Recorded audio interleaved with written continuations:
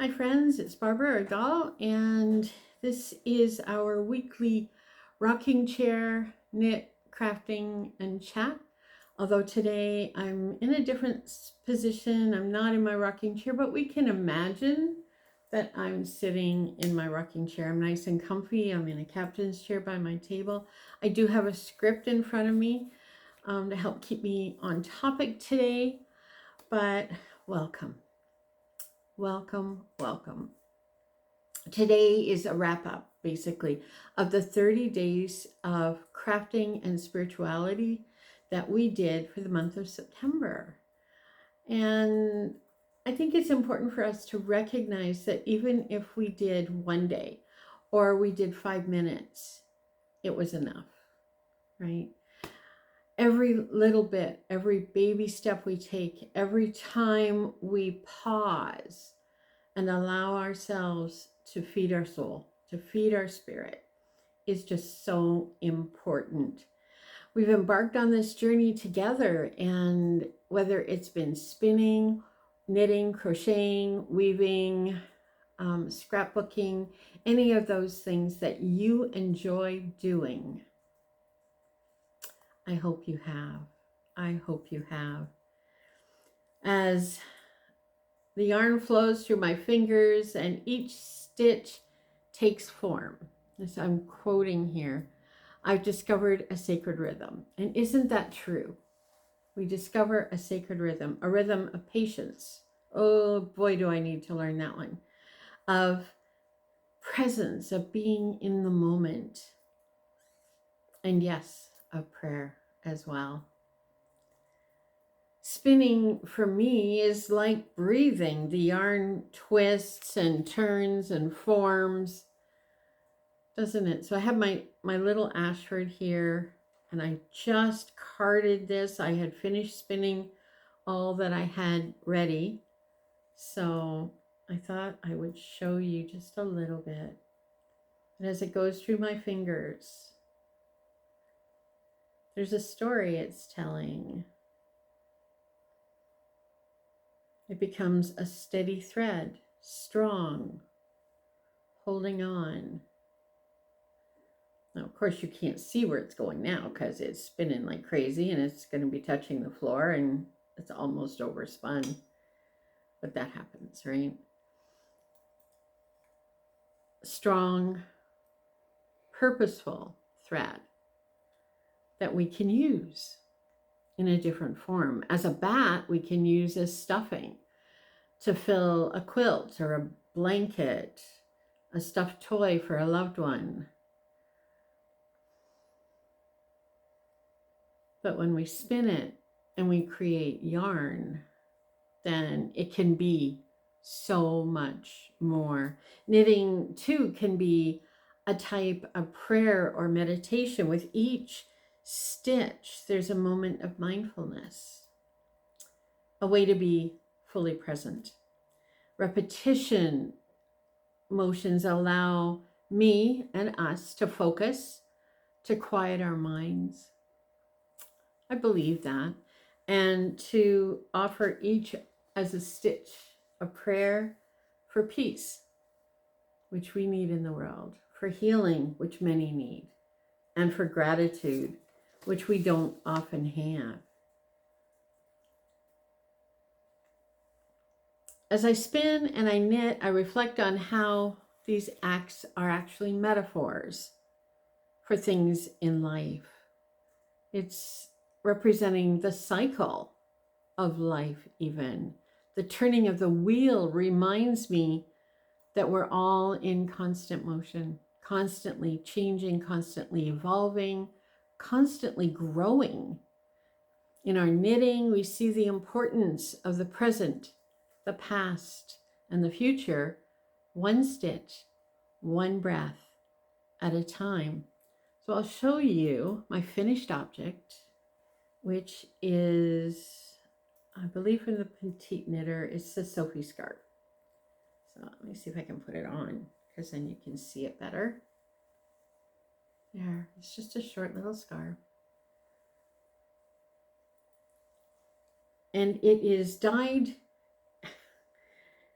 not quite the same way, but similarly in a cast iron pot. So I got the same color when I dyed this, and I got this. These are two different wool. I'm picking things up from the table here, but oh, so soft. The Sophie scarf. I know many of you have knit the Sophie scarf. I've knit 3 or 4 of them now, and it's just such an easy pattern, and yeah, just something I really enjoy doing. There's also on my needles, my socks for October. I gave up on socks for September. I worked on mittens instead, didn't finish them, but that's okay. September was and is gone. So here is the sock I'm working on.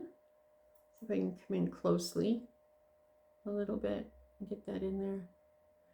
The pattern is the Rhinebeck Buddies from the Crazy Sock Knitting Lady. I'll have to leave a link in the description below. I messed up one row, but you know what? These are for me. I'm just going to keep right on going. Because sometimes I think if there's a mistake in something, it's representative of the fact that nothing is perfect. And I'm not selling them. So I'm not saying to this person, I'm going to give you this much off of this sock because it has an error in it. No, it's not like that. I don't do that usually. Every piece that we knit or crochet or weave, sew, our quilting, it's more than just the fabric in life. It holds our thoughts, our prayers, our hopes. It is a reminder that creation is sacred and that in every stitch there is a story. There is a story. And I'm sure you have your stories of a specific item. I'm just going to quickly turn my camera around. And there you can see the purple shawl. It was a prayer shawl gifted to me when I left my music ministry at Stittsville United in Stittsville, Ottawa West. And it's on my chair now. If I need to be wrapped in it, I will. Was knitted in that, and people who couldn't knit tied on the fringe. So what a wonderful gift it was. And that was back in 2013, so 11 years ago. Wow. And it's nice and big, it's soft, it's fuzzy. Prayer shawls are something that many of us knitters or crafters work on, and it's an opportunity to give somebody a comfort, a hug when we're not there, And I think that that's just a wonderful outcome of part of the crafting world that we belong to. Would you agree with that? I think that's pretty much everything I wanted to share. I hope that you find peace in your outcomes, that as you work, it's not about that outcome, it's about the journey. It's not about necessarily where you end up, but where you start, because you have to start. Once you start, oh, our bunny's moving around. Once you start, then you can move along. And sometimes we put the project aside. I know many of you have multiple projects.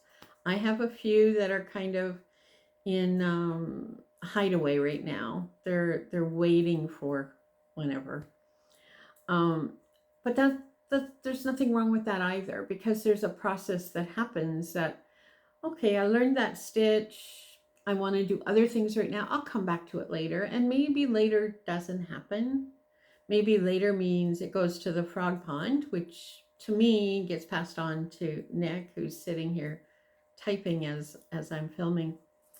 And he unravels things for me, which is really nice. So not always about that finished piece. Sometimes it is. We have a craft sale coming up at Linden Park United Church the end of October, October 26th. I'm going to put a plug in right now if you're listening. It's free from 9 till noon. There will be crafts of all kinds from the ladies at the church. They've been working all winter to make this absolutely wonderful. There will be baking, cookies, tarts, breads, muffins. There will be muffins and coffee, free will offering. I'm going to have a bit of a setup. There may be one or two other crafters with a setup with things to sell. But it's just a great way to support the ministries at Linden Park that I'm part of, but also to showcase what our hands can do. And in fact, we are to be the hands and feet of Christ, or the hands and feet of love in the world. And by crafting, that's exactly what we are.